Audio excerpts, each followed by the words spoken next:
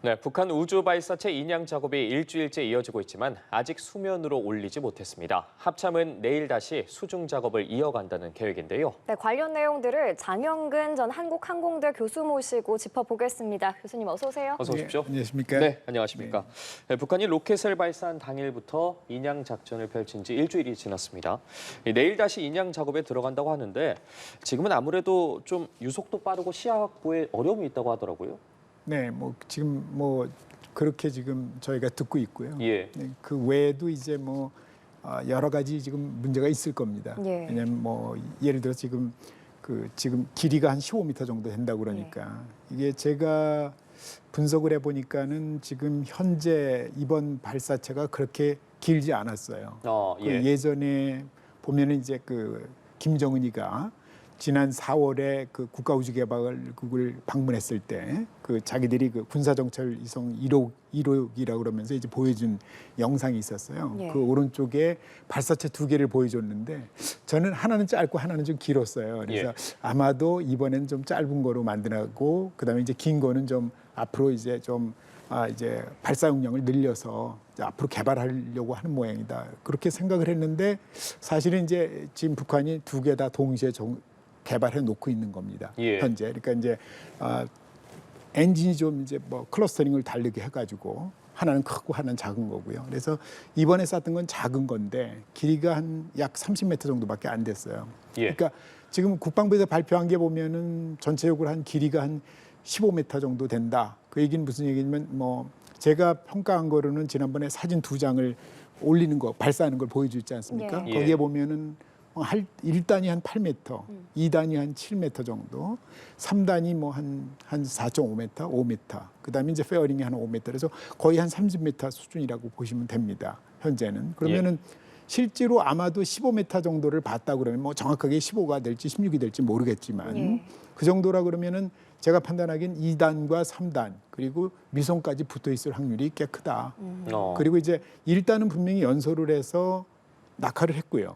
그리고 나서 보통은 1단이 벗겨지면 그다음에 이제 맨 위에 인공위성을 덮고 있는 페어링을 벗겨줘요. 빨리빨리 벗겨줘야 그래야 이제 가벼운 무게로 이제 더 멀리 가니까. 그래서 이제 아마 이제 페어링을 벗겨줬다는 얘기는 제가 또 못 들었고요. 왜냐하면 대부분 다 이제 그렇게 고공에 올라가면 우리 이지스함이라든가 그다음에 뭐 그린파인이라고 지상에 우리가 조기경보 레이더가 있어요. 거기서 다 들여다 봅니다. 그래서 근데 항적을 뭐 이렇게 다 못 봤다고 하니 그래서 아마도 이제 그것도 안 벗겨진 게 아니냐. 그래서 현재는 제가 판단하기에는 아마 2단, 3단하고 위성이 같이 묶여 있을 확률이 꽤 크다.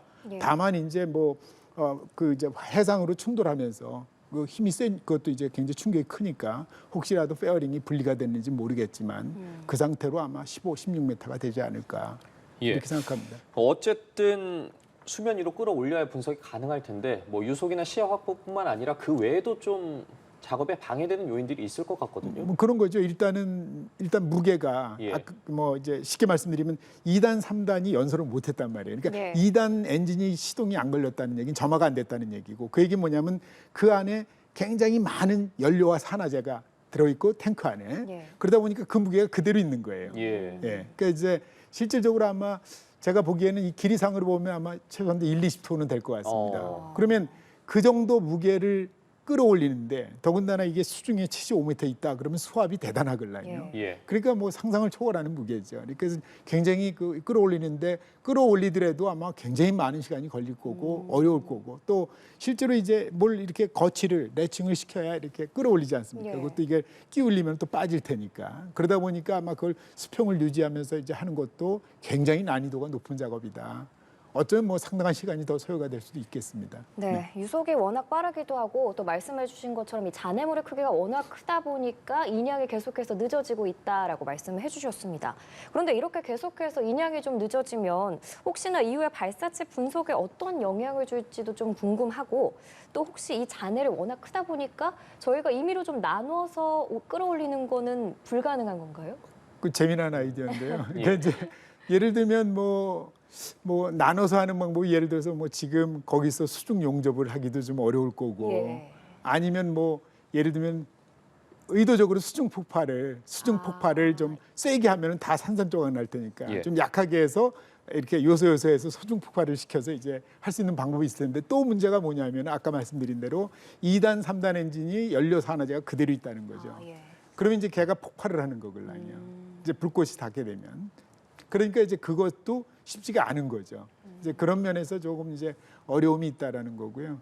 아마도 뭐 제가 보기에는 아까 말씀드린 대로 이제 좀 뭐 여러 가지 고민을 좀 해봐야 되는데 뭐 수중 폭발하는 것도 뭐 개연성이 굉장히 낮아 보이고요. 왜냐하면 그게 차라리 지금 완전히 다 연소가 된 상태에서 더 이상 연료 산화제가 남지 않았다 그러면 괜찮을 텐데 그게 아니라는 게 문제고요. 또 한 가지는 뭐 이제 수중에 있어도 뭐 대부분 다 이제 거기 2단, 3단이 지금 사실 제일 좋은 거는 지금 있는 상태에서 걷어들이는 게 최고 좋습니다. 예. 그러면 이제 뭐 예를 들면 소위 얘기해서 이제 연료와 산화제. 왜냐하면 분명히 이제 북한도 예를 들면 화성 12, 14, 15, 17 이렇게 하면서 백두산 엔진을 쓰지 않았습니까? 그러면 여기에 이제 분명히 연료하고 산화제 조성을 썼을 거고요. 또 아마도 또 이제 발사체를 쓰면서 또 계속해서 업그레이드를 했을 거예요. 이 기술들을. 그래서 아마 2단도 그런 면에서 이제 업그레이드하는 면에서 뭔가 이제 실패가 있지 않느냐. 제가 이렇게 그 러시아 자료를 보면 뭐 예를 들면 쌍둥이 엔진이 있는데 쌍둥이 엔진이 두 개가 만일에 이제 점화 프로세스가 0,02초만 차이가 나도 그러니까 똑같아야 되는데 그 동기화가 돼야 되는데 연소가 예를 들면 그 점화가 예. 근데 이제 0.02초만 틀려도 이게 그 실패할 수 있다. 그래서 예전에 이게 1960년대 개발한 엔진인데 북한도 러시아도 이 엔진을 개발할 때 상당히 애를 많이 먹었다는 얘기가 나오더라고요. 예. 시간도 많이 걸렸고요. 예. 어쨌든 우리 군도 최선의 방법을 고민해서 지금 작전을 진행하고 있을 텐데 앞서 말씀해 주신 것처럼 뭐 2단 부분이 또 3단 부분과 붙어 있으면 사실 탑재한 위성이 들어있을 가능성도 지금 배제할 수가 없는 거잖아요. 그런 거죠. 상당히 네, 높아 보이기도 네, 하고. 3단 위에 예. 이제 보통은 3단 엔진이 있으면 추진체죠. 3단 엔진이 있고 그 위에 연료 산화제 탱크가 있고요. 예. 그 위에다가 이제 뭘 실으냐면은 그 이제 발사체 어댑터라는 걸 싣고 그리고 인공위성 어댑터 놓고 그 위에 위성을 놓습니다. 그러니까 얘네들이 정상적으로 이제 분리가 안 된 상태라고 그러면 2단, 3단 위성이 붙어 있는 게 맞는 거죠.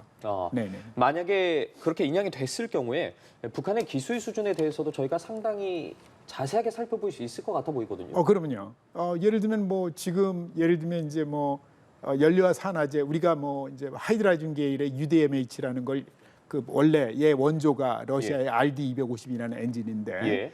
하고 그 UDMH라는 하이드라준 계열의 연료를 쓰고 그다음에 그 사산화 이지질소라고 N2O4라는 그 산화제를 씁니다. 근데 이런 것들도 내부의 조성이 조금씩 달라요. 그러니까 이제 자기들이 뭔가 성능을 증진하기 위해서 이제 그런 것들을 계속 연구를 해서 조성을 바꾸고랑요. 예. 그래서 이제 그런 기술들을 우리가 알 수 있고요. 그럼 이런 특성을 보고서 우리가 얘의 추진 특성도 우리가 알 수 있고. 그러면 뭐 그걸 가지고 이제 탱크 전체 사이즈를 보면 이제 얘가 어느 정도 추력을 생성할 수 있다.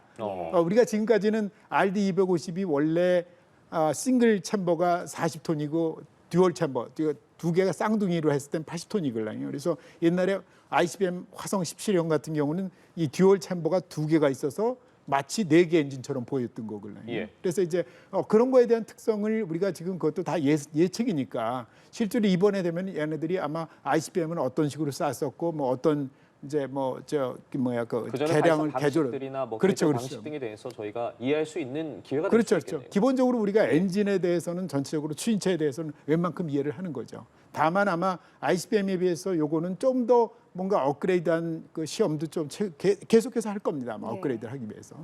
누구나 다 무기 체계는 그렇게 개발하니까요. 네. 네, 인양한 후에 실물을 보게 되면 이 기술력을 좀 더 정확하게 알 수 있을 거다라고 말씀해 주셨는데 사진이 공개가 됐잖아요. 천리마 일형이. 1단 엔진 정보도 알 수 있었는데 그 1단 엔진이 액체 연료를 사용한 엔진을 4기까지 묶었다. 이런 분석이 나오고 있고 또 이번 위성 탑재부 크기가 지난 2016년에 발사했던 광명성보다 굉장히 크게 커졌다. 이런 분석들이 나오고 있는데 이렇게 사진으로만 봤을 때는 북한 기술력 어느 정도라고 보십니까? 일단은 뭐 예전 거하고 비교하는 거는 좀 어려운 거고요. 그러니까 예. 예전에 은하 3호 또는 강명성호 2010년 그건 동일한 겁니다. 은하 3호 발사체와 강명성호는 이제 동일한 발사체고요. 그거는 그 당시에 그 이제 노동 엔진 기반으로 이제 네 쌍을 이렇게 클러스터링 묶은 거예요. 그리고 이 노동 엔진이라는 건 기본적으로 이전에 그 스커드 엔진 기반이고 대부분 다 스커드 엔진 1950년대, 60년대 엔진이라고 보시면 됩니다. 그러다 보니까는 얘가 덩치가 커도요. 굉장히 출력은 낮습니다. 성능이 낮다는 얘기죠. 예. 그렇지만 지금 백두산 엔진은 추진제 조성이 그때과는 또 완전히 달라요. 지금은 아까 말씀드린 대로 하이드라진 계열과 사사나 이질소 이런 걸 쓰지만은 예전에는 뭐 적연질산을 산화제로 쓰고 그다음에 이제 가솔린과 등유를 이렇게 혼합한 그런 연료를 썼었어요. 그러다 보니까 성능이 굉장히 많이 낮았어요. 예. 그래서 예. 똑같은 출력을 가지고 만일에 옛날에 그러니까 옛날에 그 노동 엔진하고 지금 백두산 엔진하고 비교하면 사거리 측면에서 적어도 똑같은 출력이라도 30-40% 차이가 납니다. 그 정도로 이제 성능 차가 많이 난다. 그래서 비교할 수는 없는 거고요. 다만 이번에 이제 엔진도 제가 이렇게 사진을 봤을 때 정확하게 이게 이제 얘네들이 그런 걸 되게 이제 안 밝혀주려고 정확한 각도에서 하면은 네 쌍으로 클러스터링해도 이렇게 딱 보면은 이게 두 쌍밖에 안 보일 수도 있어요. 예. 그리고 이제 약간 비틀어서 찍으면은 저 뒤에 조금씩 보이죠. 예. 근데 제가 이렇게 확대를 해서 봐도 두 쌍밖에 안 보이더라고요. 그래서 이게 진짜 두 쌍이라는 게 듀얼 챔버, 그러니까 듀얼 챔버가 하나죠. 이게 듀얼 챔버라는 게 쌍둥이 엔진 하나, 그러니까 노즐이 두 개 있는 거.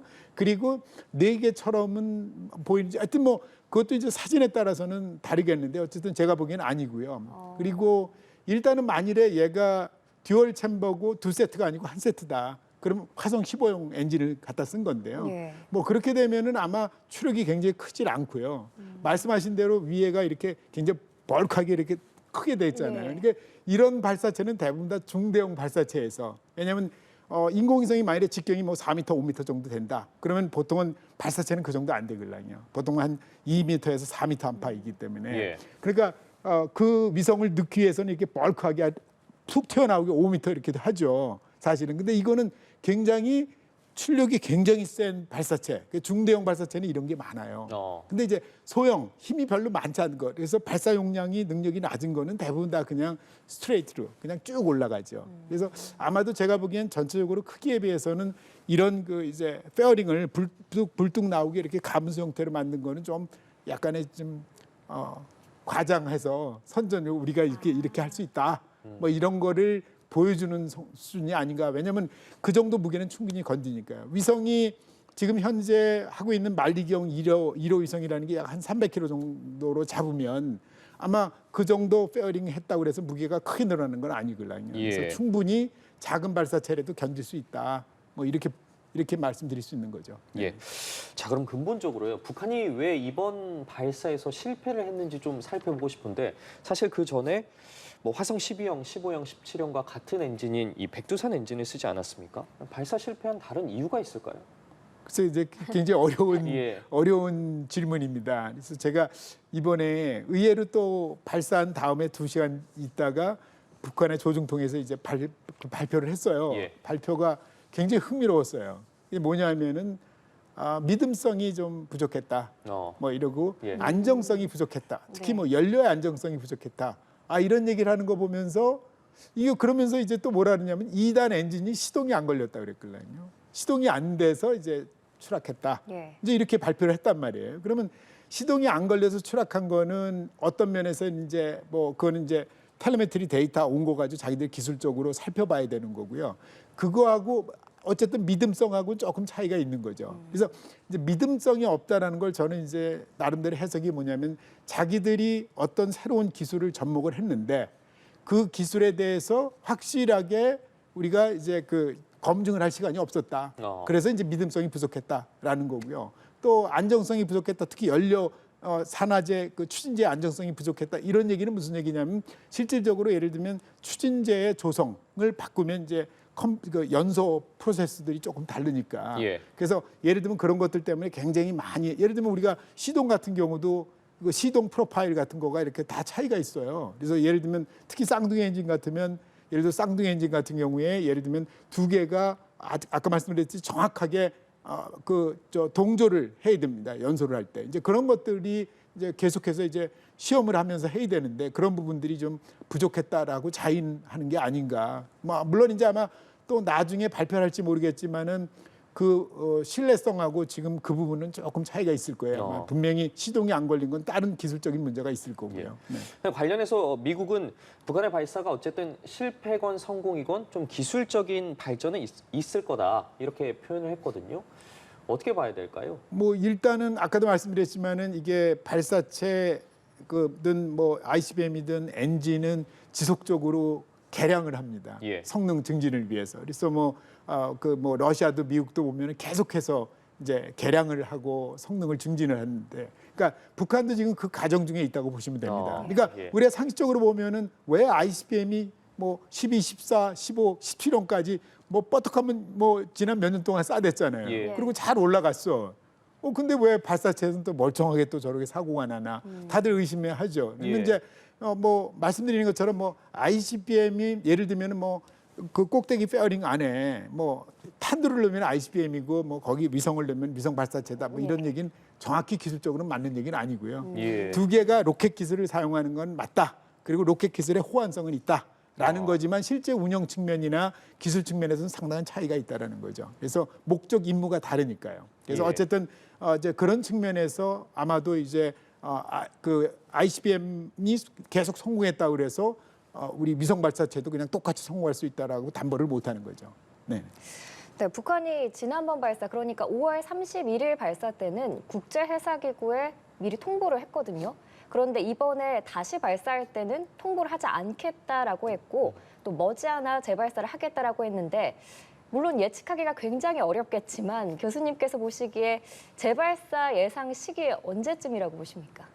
조금 어려운 질문인데 어쨌든 뭐 일단은 일반적으로 우리가 위성 발사체를 쏘는 나라는 네. 그 이제 IMO 국제 해사 기구고요. 그다음에 이카오라고 그래서 그 이제 국제 민간 항공 기구가 있어요. 왜냐하면 양쪽에 이제 실제로 어느 기간 동안 몇 시부터 몇 시 사이에 우리가 인공위성 위성 발사체를 쏜다. 예. 그러니까 혹시라도 낙하 물체에 우리가 손상을 입지 않도록 예. 그렇죠. 그래서 이제 그 기간에 그 시간에는 고기를 지나다니지 말아달라. 예. 비행기도 그 공역은 가지 말아달라. 이걸 요청하는 거예요. 그래서 예. 이거는 뭐 사실은 의무가 아니고 이제 권고 사항이고, 그래서 일반적으로 IMO 그다음에 그 국제민간 이카오에다 다 통보를 합니다. 당연히 뭐 북한 같으면은 여태까지 그 ICBM 탄도미사일 쏠 때는 막 그런 거 할 필요도 없었던 거고요. 사실은. 그렇지만은 이 위성 발사체는 다들 그렇게 그런 프로세스를 거치니까 네. 자기들도 분명히 탄도미사일 개발하는 게 아니고 ICBM 개발하는 게 아니고 정상적으로 인공위성을 개발하면서 일반적인 절차를 다 갖춰가면서 우리도 한다라는 거를 대외적으로 보여주는 거죠. 그래서 여태까지 뭐 IMO 이렇게 그 이카오 이렇게 통보를 했던 거고요. 근데 뭐 그 통보도 뭐 아까 조금 아까 제가 언급을 드렸지만 실질적으로 그 시간적으로 보면 대부분 다 이제 위성을 발사할 때 하루 20, 지금 북한은 어떻게 했냐면 5월 31일 0시부터 2월 11일 0시니까 예. 그 한 거의 뭐 12일 동안 다니지 말라는 얘기잖아요. 언제 쏠지 모르니까요. 예. 그렇게 황당하게 주면은 안 주는 것보다 나을 게 크게 없는 거죠. 사실은 어떻게 보면은 자기들이 뭐 어떤 보통 런치 윈도우라 그러는데 대부분 다 요 시간에서 요 시간에 이렇게 쏘겠다. 그래서 그 시간만은 피해달라. 그래야지 맞는 거잖아요. 그렇지 않으면 12일 동안 그 일대는 아무도 가지 못하고 다 돌아서 가야 되잖아. 언제 예. 쏠지 모르니까. 그러니까 그거조차도 지금 그렇게 주면은 황당한 거죠. 어떻게 보면. 그래서 어떻게 보면은 뭐 IMO 이번에도 어떻게 주는 게 보면은 뭐 이렇게 그런 형식적으로 자기들이 정상적인 프로세스를 거친다라는 걸 보여주는 거지. 사실은 자기들이 이제 그런 부분에서 뭐 다 뭐 알리고 싶어 해서 그런 건 아닌 듯 싶습니다. 그래서 이제 그런 부분이 좀. 네, 그럼 만약에 북한이 IMO에 이번에 통보를 하지 않고 발사를 하게 된다면 뭐 다른 제재를 받을 가능성 같은 게 그건 있을까요? 없죠. 그냥 뭐 또 결의안 해가지고 그냥 이제 이렇게 했다 뭐 그리고 이제 UN 제재 하듯이 뭔가 하여튼 뭐 그런 얘기 정도 오가지 뭐 사실은 아까도 말씀드렸지만 그게 의무는 아니니까요. 뭐 그리고 또 하나 아까 질문하신 것 중에 하나가 이제 언제 발사하느냐인데 이게 굉장히 뭐 어려운 질문인 게요. 조금 전에도 제가 말씀드렸지만은 최근에 어제 오늘 계속해서 이제 그 소식 들어온 게 보면 주 발사장 원래 은하 3호를 발사했던 발사장이 좀 길어요. 예. 그리고 겐트리 타워 발사대가 이제 길게 있었고요. 근데 지난번에 발사한 거는 이제 길이가 좀 짧다 보니까 저는 임시 발사장이라고 그러는데 옆에다가 한 3-4km 떨어진 곳에다가 바닷가 근처에다 임시 발사장을 만들어서 거기서 런치 패드를 굉장히 두껍게 쳤어요. 네. 콘크리트로 만들어 가지고 그리고 거기다 이제 구멍을 뚫고 거기다가 이제 노즐 화염이 나가게 하고 한쪽에서 발사 고정 장치를 잡고서 30m짜리를 그대로 세워 가지고 쐈어요. 예. 사실은. 그러니까 굉장히 임시로 해서 왜냐면 그 정도로 자기네들이 발사한다는 걸 노출하고 싶지 않아서 굉장히 즉흥적으로 한 거죠. 어떻게 보면. 근데 그러고서 현재 가지고 있는 은하 3호는 아마 이제 개량을 또 해서 그래서 거기도 지금 보면은 이렇게 이동식 그 이제 집이 이동식으로 이제 텐트를 쳐놓은 것처럼 이렇게 아주 얘가 이제 왔다 갔다 하면서 세워서 이제 움직이고 지금 그러고 있거든요. 그래서 아마도 제가 판단하기에는 30m짜리 정도 작은 것도 있지만 지금 그거보다 긴 제가 정확히는 모르겠지만 아마 45에서 50m 정도 돼 보이던데 그러니까 그 발사체도 지금 거의 준비가 다 돼 있는 것 같습니다. 예. 그래서 아마 어쩌면 그 발사체로 쏠 개연성도 있고요. 네, 그러니까 이제 그거는 저도 정확히 모르는 거고요. 그러면 그것도 준비가 돼 있으면 오히려 그게 더 빠를 수도 있고요. 예. 왜냐하면 작은 발사체는 이미 한 번 실패를 했기 때문에 그래서 아마 조금 더 시간이 걸리지 않을까 기술적으로 완전히 예. 해법을 구하기 위해서. 예, 추후 북한의 동향도 좀 살펴봐야 될 것 같습니다. 오늘 북한 우주 발사체 인양 작업과 관련해서 장영근 전 한국항공대 교수와 짚어봤습니다. 말씀 고맙습니다. 네, 고맙습니다. 감사합니다.